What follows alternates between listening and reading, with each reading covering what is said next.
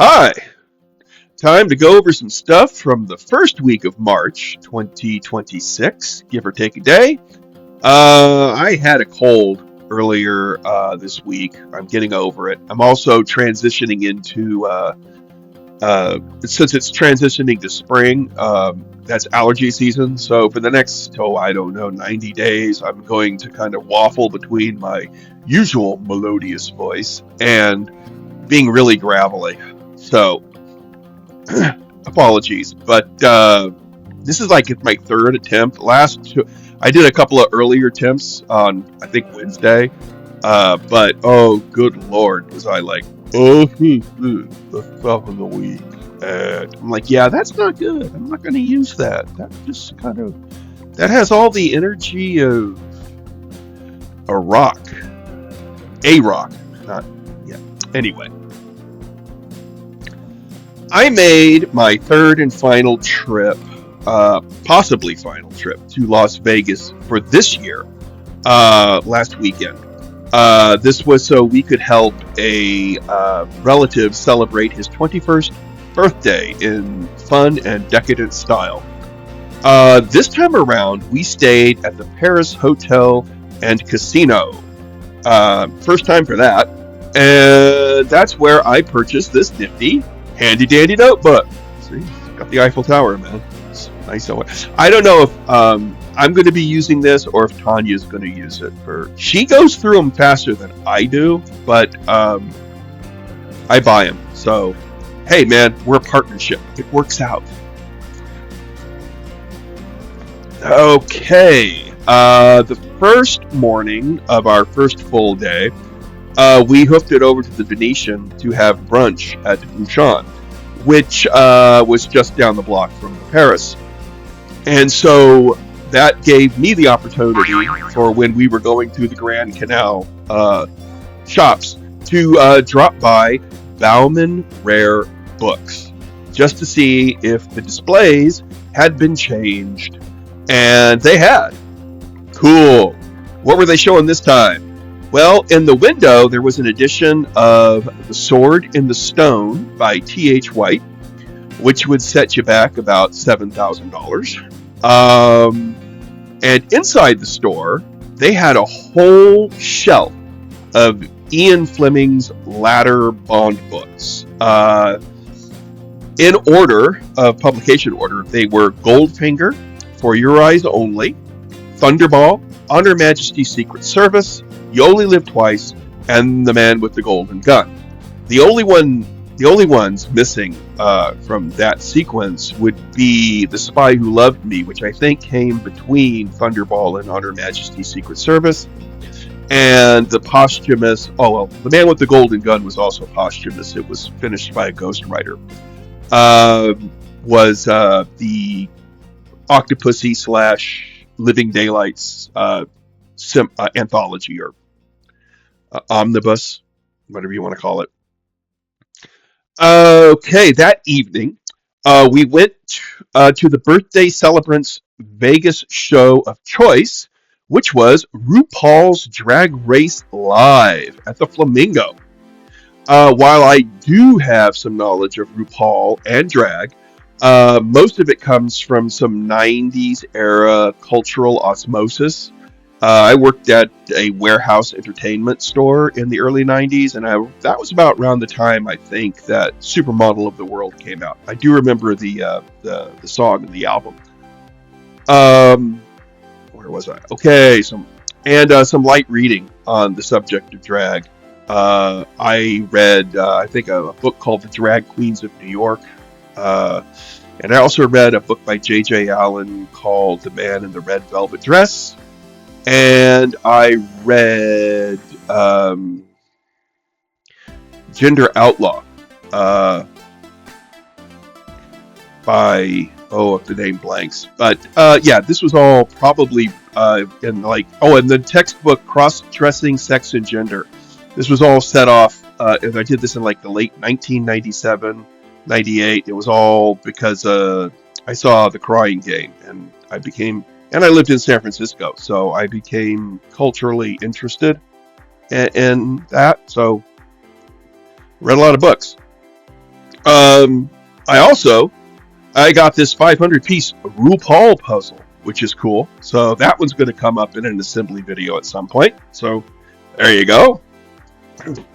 There was a delightful and heartwarming surprise in store for me at the show, as I was stunned to recognize one of the performers as someone I have actually worked with.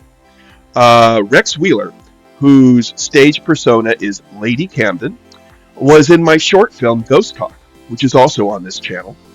I did a double, triple, maybe even a quadruple take when I recognized Wheeler's face and voice during Lady Camden's video introduction. After the connection was made in my mind, and I got over the shock, I leaned over and whispered into Tanya's ear, "Holy shit, he was in Ghost Talk! I directed him! He memorized and spoke dialogue that I wrote!" Or something to that effect. It was really kind of a euphoric blur, realizing that somebody I had briefly crossed paths, but not dresses, with was performing in a Vegas show. And I am so happy for him, her, them. I'm sorry, but I don't know the pronoun etiquette of drag performers in regards to how they differentiate themselves from their onstage personas and their real life selves. But dude or dudette or non-binary individual of performative femininity, I am over the moon happy to see you living both the life and the dream. It was a joy to behold and experience. Good on you, man. After the drag show, I took the birthday celebrant's younger brother and a college friend of the celebrant over to Universal Horror Unleashed,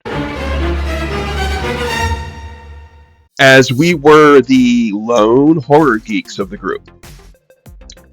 Being my second trip to the attraction, I was more relaxed and at ease with the immersive aspects of the open area haunt actors, and even interacted with them a bit.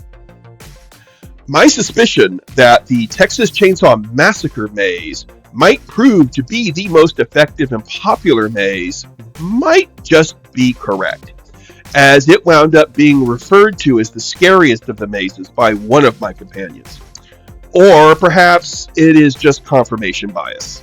Who knows, and who cares? It is a great maze that I recommend without any reservations. I also say each of the mazes, including the Universal Monster ones, got me good at one point or another. And it remains a dead heat between the Texas Chainsaw Massacre and Scarecrow the Reaping as to which maze is my absolute favorite. There is a certain nostalgia and admiration for the Saw maze, but I also love the Scarecrow maze just so much.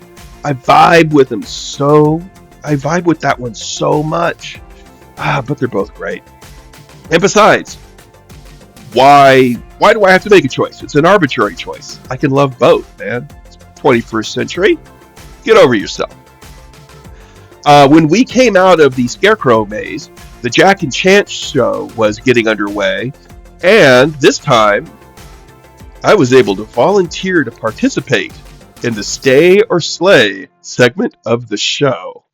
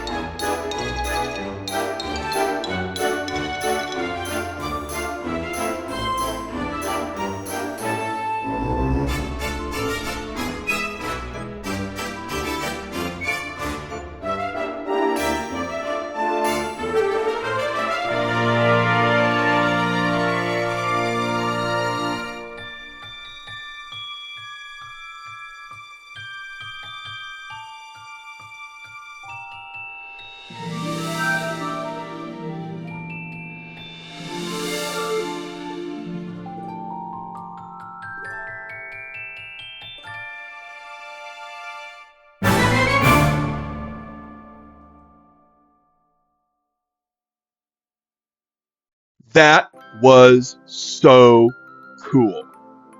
After that, we went shopping in the gift store where I bought a couple of things. Again, there was a 2 for deal. And because I had my heart set on this scarecrow figure, I had to find a companion for the scarecrow figure because these things set you back about $35, but it was 2 for $40. So it was either $20 for this or $5 for an extra one. So I'm like, okay, this guy was a given. Who was I going to pair him with? Well, there were only four other. There were only four. This was one of them. The other three of that were Jack and Chance, and I really waffled about coupling Scarecrow with Chance. But in the end, I really did not want to separate her from Jack. They're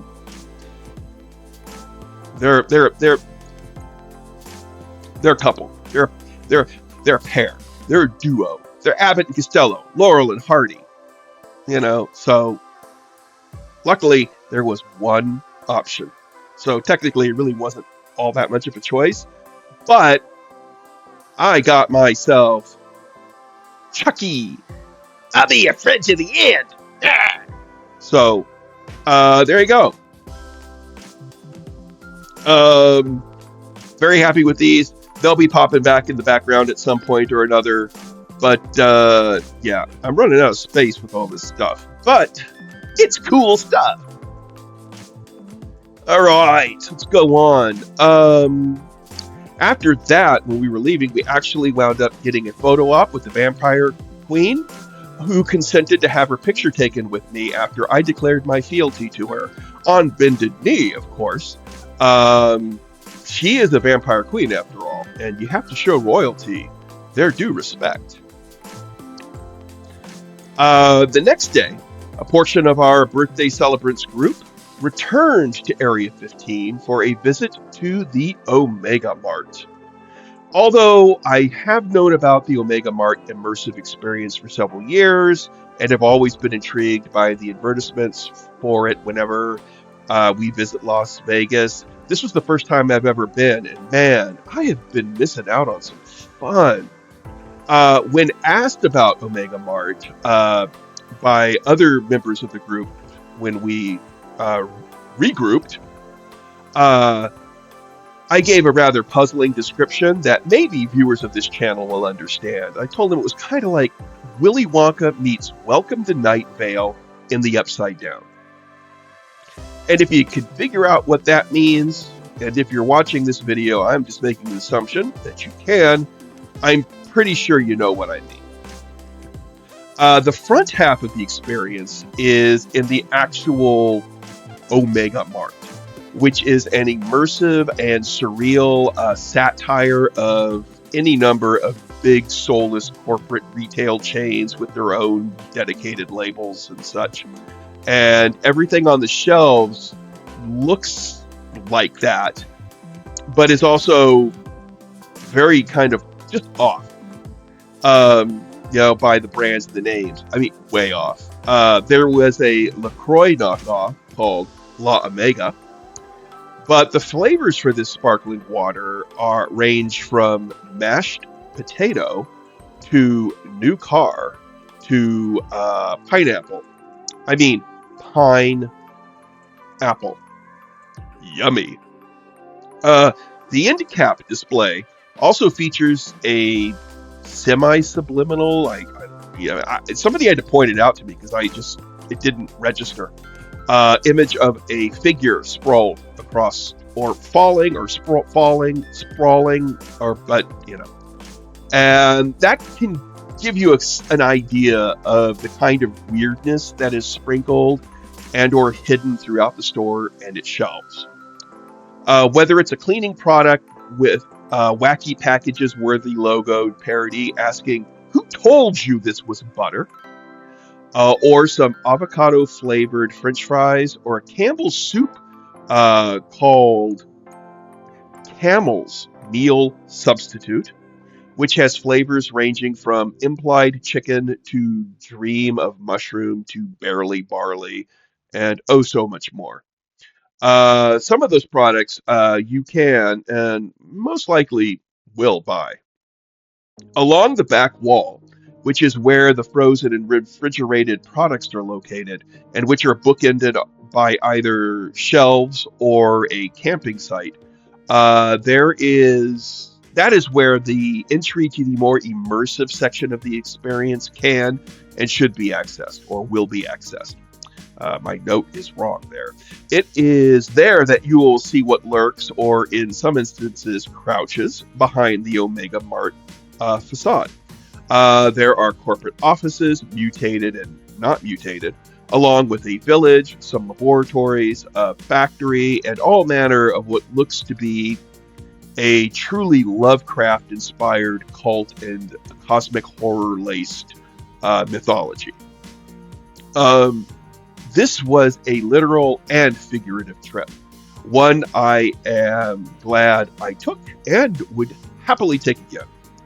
While we were walking through the Omega Mart facade, one of my cousins pointed out that one of the cereals was actually a puzzle. I mistook the comment as that it was just a parody cereal with with food product shaped as a puzzle that you could yeah. But Tanya pointed out that it was in fact an actual puzzle, so I bought it, of course. So I have my box of Omega Oats. And this is cool. And you see, I think this is the image that they have, which has all the lore and stuff of the Omega Mart. But and I love this. It's like puzzle is not cereal, nationally localized. It has that same dry, satirical, absurdist humor that Welcome to Night Vale has. So it was a lot of fun. Let's see. I also got this cool Meow Wolf plushie, which should be keeping the Scarecrow and Chucky plushies or stuffies company.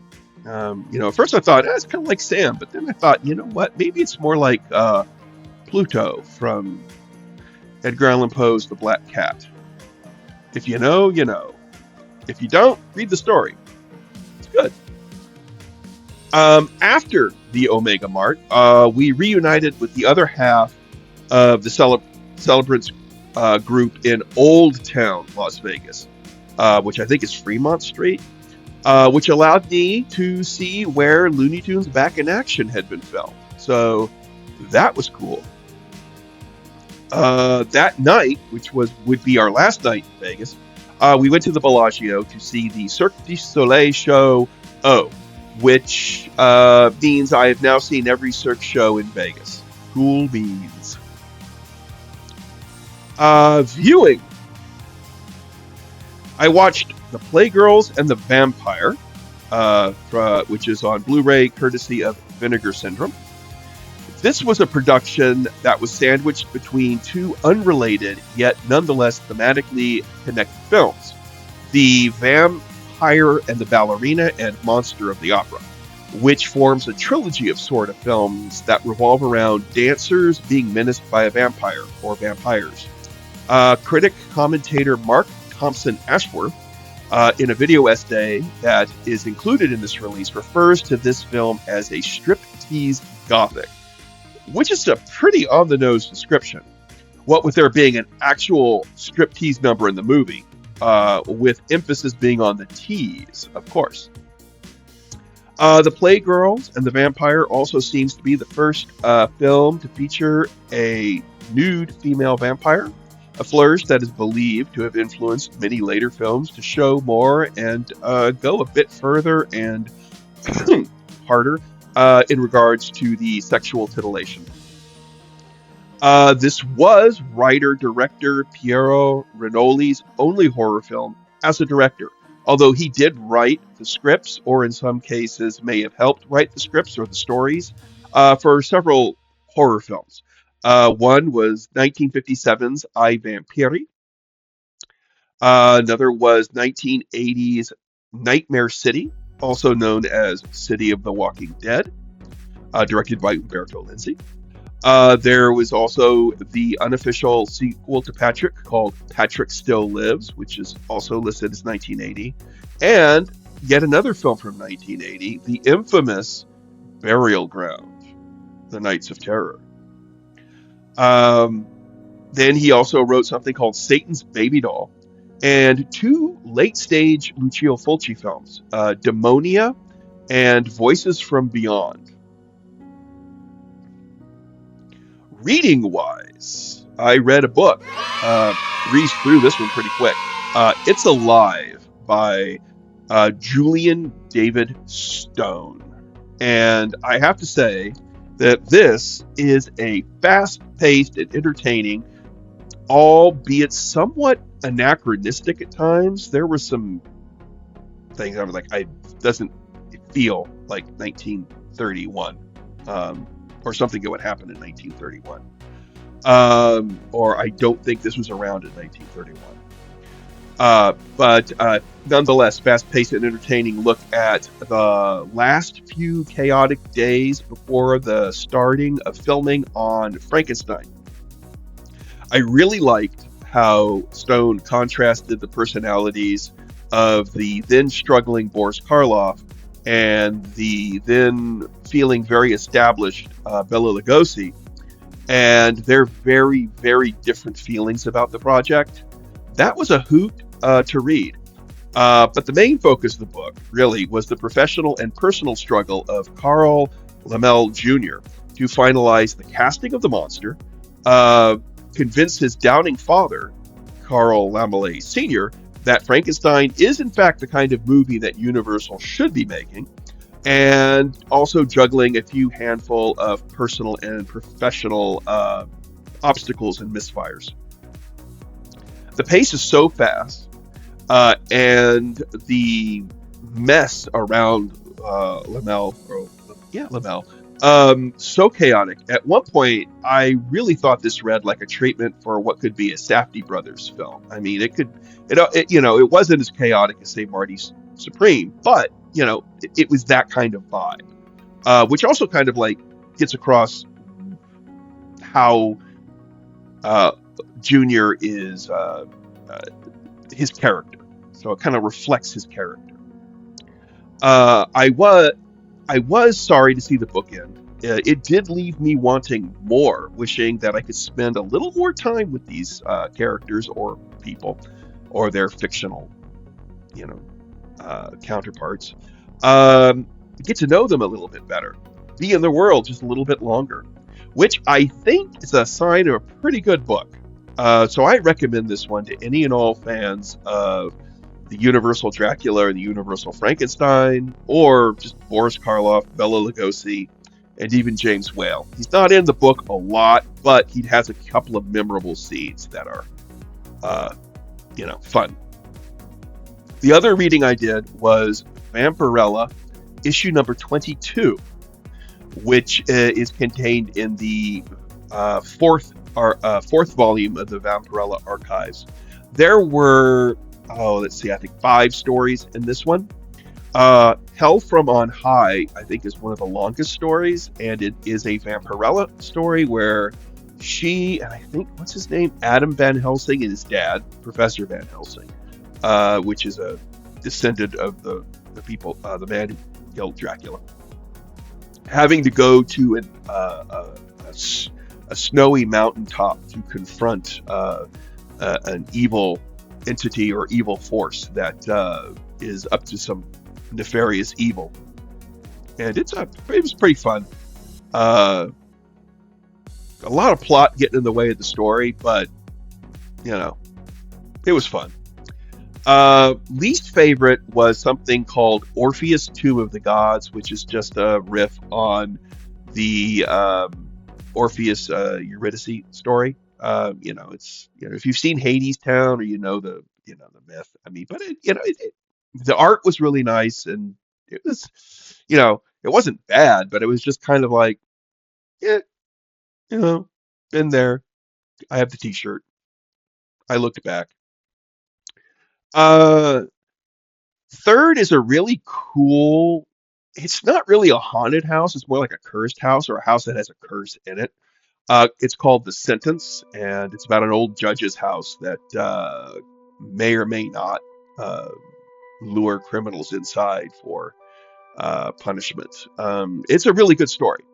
Uh, it does suffer from like swift and kind of like confusing, third person, first person, third person kind of viewpoints and whatnot, but it's visual storytelling, so it moves smoothly, and I really enjoyed it. My vote for the best story in the anthology, this particular issue, is actually Cry of the Dampier, which was another long story, and I think would make a banger of a uh, Hammer tribute uh, horror movie. It's just, yeah, it everything's there. This one fires on all cylinders, and I loved every panel of it. And it's worth hunting down for that one.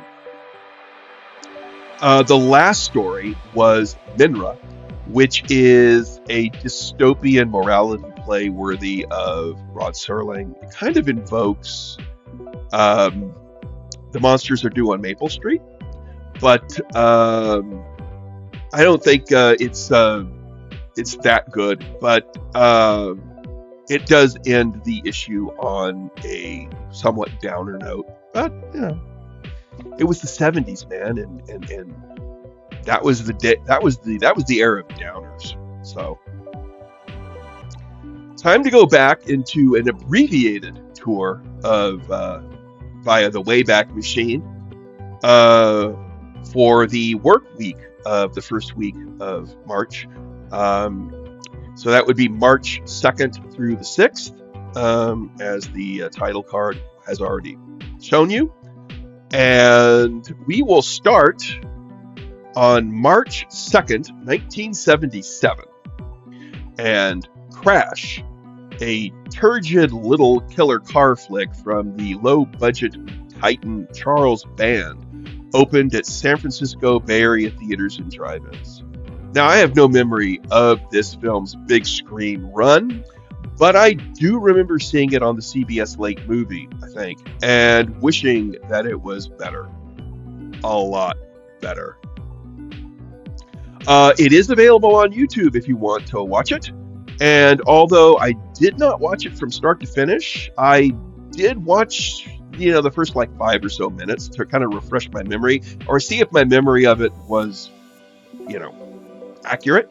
And it was. I was kind of really happy that the opening of the film was exactly, a photo identical recall. It's a slow motion, actually a frame by frame shot that goes to slow motion and then goes to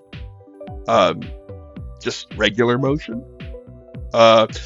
Shot of the driverless car appearing out of the heat waves on a desert highway. The only other thing I remembered about the movie was whenever Sue Lyon's injured character grabs her car's keychain, which has this totem on it, her face gets flushed and her eyes become blood red. She looks all like possessed and stuff, because she starts invoking the spirit in that totem to possess her car and chase down her husband, played by Jose Ferrer, who evidently attempted to murder her. And I also remember the movie being really disjointed and slow moving. I think there's a lot of flashbacks and stuff, and it was in dire need of some narrative energy, which is something that I think plagues each and every film that Charles Band has directed himself. He has pacing issues in his movies. Okay, March 3rd, 1995, which was 31 years ago. The film adaptation of Dean R. Koontz's best-selling novel, Hideaway, opened in theaters and drive-ins. I didn't see this during its theatrical run, uh, but I did see it on home video. And the only thing I really remember about it is this weird free association trivia style game that was played by the protagonist, who was portrayed by Jeff Goldblum, and his wife, who was portrayed by Christine Lottie, who I recognized, I think, from the TV series Chicago Hope. And a post-end credit snippet, which shows up where they play this game to relax after one of them gets awakened, is disturbed by a nightmare or something. I don't really. You know. The only other thing about it I really remember was in an interview with, I think it was Fangoria magazine. The film's, I think he was co-writer and director, Brett Leonard, shared that Dean R. Koontz got up and walked out on a screening of the film the moment that Stephen King, or a work by Stephen King, was mentioned by one of the characters in the movie. There you go. Although I had read a prodigious amount of Koontz's work in the late 80s and early 90s, I had not read the source material for this particular film because it was during a fallow period of interest in reading him. I'd read so much, and I found while I found his fast-paced formulaic writing really entertaining, after a while I just kind of wanted to move on to other things. But